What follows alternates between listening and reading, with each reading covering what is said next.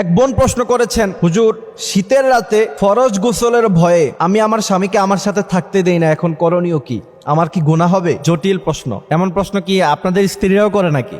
কঠিন এক প্রশ্ন করছে এক বোন, আমাদেরকে প্রশ্নটা করেছে, সেটা আমি কোট করে রেখেছি। সে প্রশ্ন করছে যে হুজুর, ফজরের নামাজ যেহেতু আমাকে পড়তে হয় আর স্বামী স্ত্রী একসাথে থাকলে তো অবশ্যই ফরজ গোসল করতে হয়, সেক্ষেত্রে শীতের রাতে তো ফরজ গোসল করতে কষ্ট।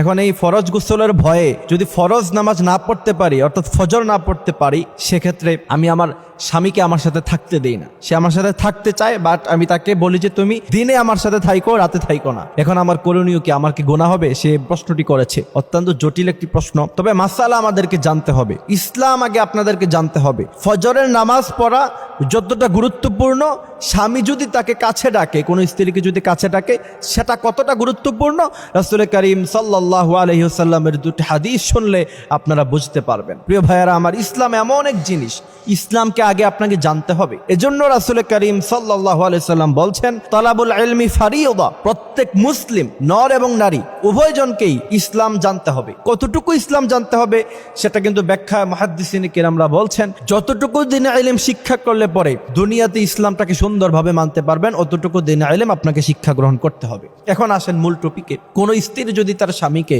রাতের বেলায় ফরজ গোসলের ভয়ে এবং ফজরের নামাজ মিস হয়ে যাবে এজন্য তাকে রাতে যদি একসাথে থাকতে না দেয়, এটা কতটুকু যৌক্তিক সেটা রাসূলের হাদিসের দিকে তাকালে আমরা বুঝতে পারবো। রাসূল করিম সাল্লাল্লাহু আলাইহি ওয়াসাল্লাম বলছেন, পৃথিবীর সমস্ত মেয়ে লোকেরা শোনো, তোমাদের স্বামীদের মর্যাদা এত বেশি আমি দিয়েছি, পৃথিবীতে যদি আল্লাহ সুবহানাহু ওয়া তাআলার পরে অন্য কাউকে সিজদা করা জায়েজ হতো, পৃথিবীর সমস্ত মেয়ে লোককে বলতাম তোমরা তোমাদের স্বামীদের পায়ে সিজদায় লুটিয়ে পড়ো। এই জন্য রাসূল করিম সাল্লাল্লাহু আলাইহি ওয়াসাল্লাম অন্য এক হাদিসের বর্ণনায় বলছেন, তোমাদের কোন স্বামী যদি তোমাদেরকে মিলন করতে অথবা সে তার জরুরতে তোমাদেরকে যদি ডাকে, এমন সময় তোমরা যদি খাবার রান্না করা অবস্থায় থাকো, অর্থাৎ একটা মেয়ে লোকের সবচেয়ে সেনসিটিভ জায়গা কোথায়? যখন সে রান্না করে, যখন সে রান্নাঘরে থাকে, সেখান থেকে সে অনেক দূরে যেতে পারে না, কারণ খাবার নষ্ট হয়ে যেতে পারে, খাবার পোড়া হয়ে যেতে পারে, তখন পুরো খাবারটাই নষ্ট হয়ে যাবে।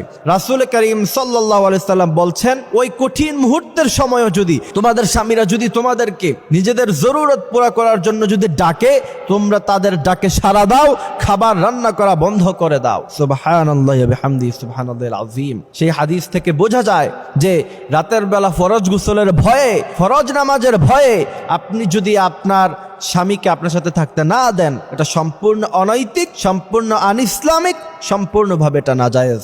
এরপরে আরেকটা হাদিস শোনাই। রাসূল করিম সাল্লাল্লাহু আলাইহি সাল্লাম বলছেন, কোন স্বামী যদি তার স্ত্রীকে জরুরতের জন্য ডাকলো আর তার স্ত্রী